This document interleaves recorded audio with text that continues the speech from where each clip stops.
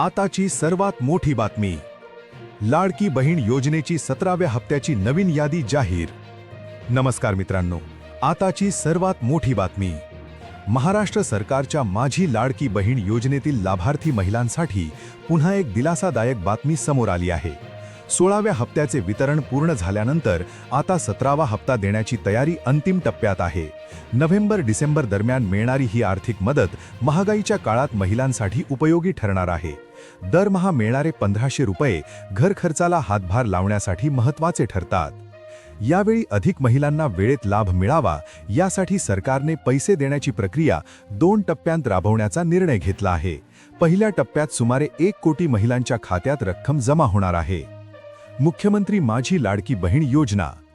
मुख्यमंत्री माझी लाडकी बहीण योजनेअंतर्गत 17वा हप्ता जाहीर करतानाच सरकारने लाभार्थ्यांची नवी यादी अधिकृत वेबसाईटवर प्रसिद्ध केली आहे.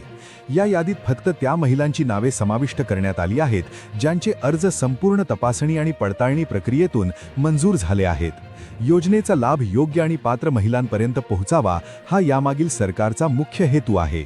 उपलब्ध माहितीनुसार यावेळी सुमारे 2.40 कोटी महिलांना योजनेचा फायदा मिळण्याची शक्यता वर्तवली जात आहे.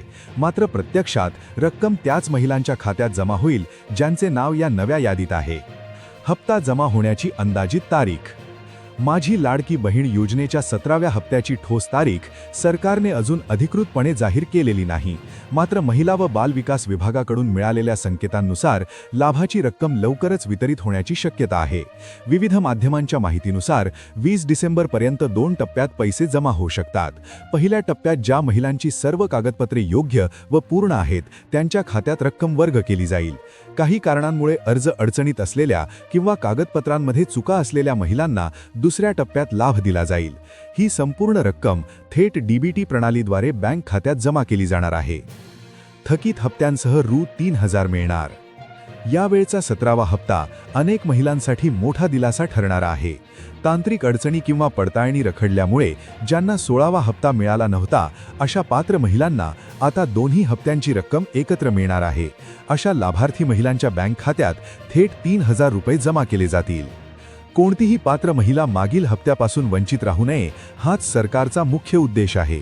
यामुळे योजनेचा लाभ प्रत्येक गरजू महिलांपर्यंत पोहोचवण्याचा प्रयत्न केला जात आहे.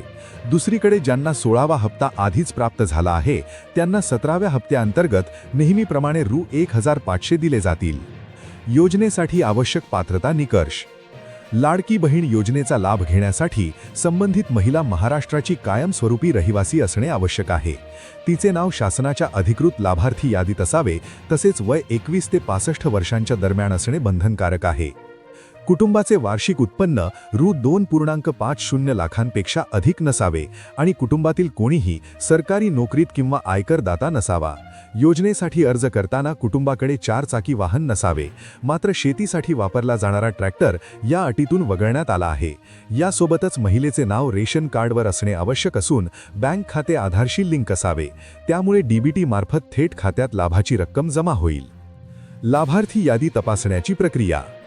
लाडकी बहीण योजनेअंतर्गत लाभार्थी यादी पाहण्यासाठी प्रथम महाराष्ट्र शासनाच्या अधिकृत संकेतस्थळाला भेट द्यावी लागते. वेबसाईट उघडल्यानंतर होमपेजवर उपलब्ध असलेल्या लाभार्थी यादी या पर्यायावर क्लिक करणे आवश्यक आहे. पुढील टप्प्यात संबंधित जिल्ह्याची निवड करावी लागते. तालुका, ग्रामपंचायत किंवा वॉर्ड यांसारखी आवश्यक माहिती भरावी लागते.